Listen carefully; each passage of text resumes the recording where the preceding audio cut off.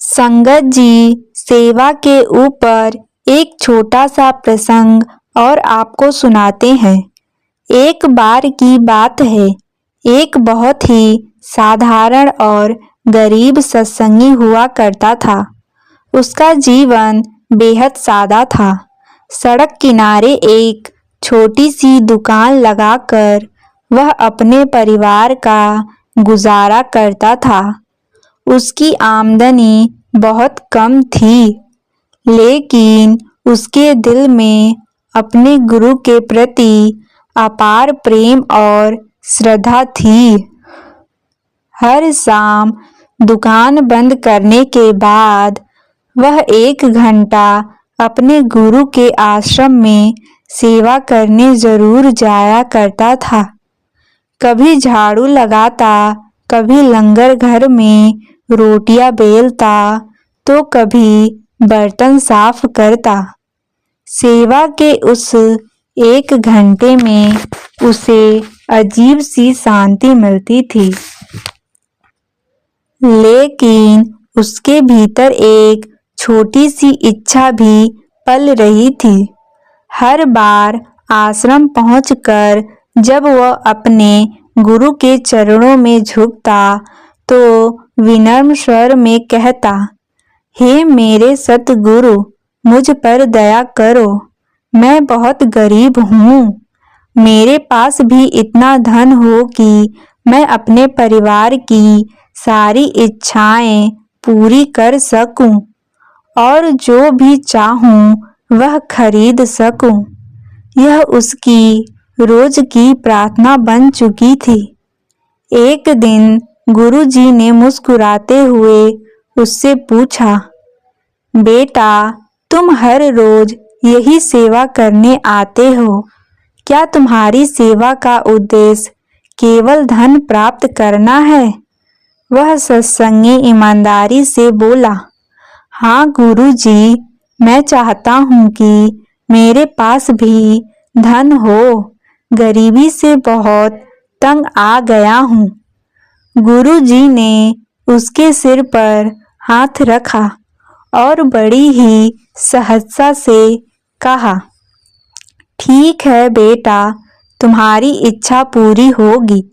बहुत जल्द तुम्हारे पास इतना धन होगा कि तुम्हें खुद गिनना मुश्किल पड़ जाएगा। समय बीतता गया और सचमुच उसकी परिस्थितियां बदलने लगी। उसका छोटा सा कारोबार धीरे धीरे बढ़ता गया। मेहनत और किस्मत दोनों का साथ मिला और कुछ ही वर्षों में वह व्यक्ति बहुत अमीर बन गया। अब उसके पास बड़ी दुकानें थी, नौकर चाकर थे, गाड़ियां भी थीं और घर में ऐसों की कोई कमी नहीं थी। उसके बच्चे की भी अच्छे घर में शादी हो गई थी, लेकिन इस सब के बावजूद उसके जीवन से कुछ बहुत महत्वपूर्ण चला गया था, संतोष और शांति। अब उसे अपने गुरु के आश्रम जाने का समय नहीं मिलता था। व्यापार की व्यवस्था इतनी बढ़ गई थी कि वह सुबह से रात तक काम में डूबा रहता। उसके पास सब कुछ था, लेकिन नींद नहीं थी। खाने की थाली तो भरपूर होती, पर भूख गायब थी। पैसा आता गया, मगर चैन कहीं खो गया। एक रात जब वह बेचैनी से बिस्तर पर करवटें बदल रहा था, तो अचानक उसके भीतर एक आवाज गूंजी। कभी जो सतगुरु के चरणों में सुकून मिलता था, वो अब कहाँ गया। अगले ही दिन उसने मन बना लिया कि अब चाहे जो हो, गुरु के आश्रम जरूर जाएगा। सालों बाद वह फिर उसी पुराने रास्ते से आश्रम पहुंचा। जब गुरुजी ने उसे देखा, तो उनके चेहरे पर वही प्रेम भरी मुस्कान लौट आई। उन्होंने कहा, आओ बेटा, बहुत समय हो गया तुम्हें देखे हुए। आज अचानक याद कैसे आ गई आश्रम की। वह सत्संगी भावुक हो उठा, सिर झुकाते हुए बोला, गुरुजी, आपकी कृपा से मेरे पास अब बहुत धन है। बच्चों के घर बस गए हैं। जीवन में किसी चीज की कमी नहीं रही, पर भीतर से मैं खाली हूँ। मन कभी शांत नहीं होता। रात को नींद नहीं आती, दिन में चैन नहीं मिलता। सब कुछ होते हुए भी लगता है कि कुछ खो गया है। उसकी आंखें नम थी। गुरुजी बस मुस्कुराते रहे, क्योंकि वे जानते थे अब यह व्यक्ति धन की नहीं, सच्चे सुख की तलाश में आया है। सत्संगी कुछ देर तक मौन खड़ा रहा, फिर धीमी आवाज में बोला, गुरुजी, आपने मुझे हर वो चीज दी जिसकी मैंने कामना की थी। पैसा, घर, कारोबार, मान सम्मान, लेकिन आप एक चीज देना भूल गए, मन की शांति। गुरुजी हल्के से मुस्कुराए और बोले, बेटा, मैंने तो कुछ भी नहीं रोका। तुमने जो मांगा वही तुम्हें मिला। तुमने मुझसे कभी ये नहीं कहा कि तुम्हें शांति चाहिए, तुम्हें संतोष चाहिए। तुमने हमेशा धन की प्रार्थना की और वही मालिक ने तुम्हें दे दिया। अब बताओ, जब तुम्हारी झोली भर दी गई तो आज यहाँ क्या मांगने आए हो। ये सुनते ही उस सत्संगी की आंखें भर आई। वह खुद को रोक नहीं पाया और सीधे गुरुजी के चरणों में गिर पड़ा।